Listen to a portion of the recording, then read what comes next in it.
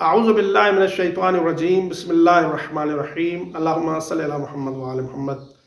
मोमिन किराम, यूँ तो लैलतुल क़द्र, शब क़द्र के बहुत से अमाल हैं, लेकिन उनमें से एक अमल के जिसकी ताक़ीद हुई है और जिसका बड़ा सवाब है वो है शब-ए-दारी करना।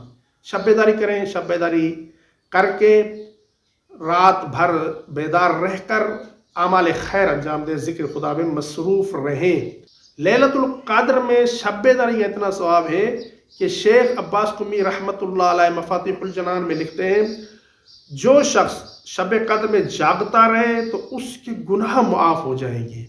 कितने गुनाह मुआफ़ हो जाएंगे? फिर शेख साहब लिखते हैं, अगरचे वो आसमानों के सितारों, पहाड़ों की जसामत और दरियाओं के पानी जितने ही क्यों न हों।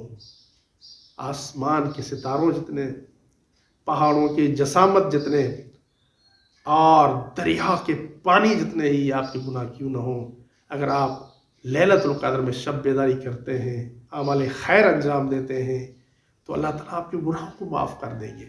तो इसलिए मोमिन को चाहिए कि लैलतुल क़द्र में शब-ए-दारी करें और मुझे, मेरे वालिदैन को और मेरे बच्चों को अपनी दुआ खैर में याद रखें।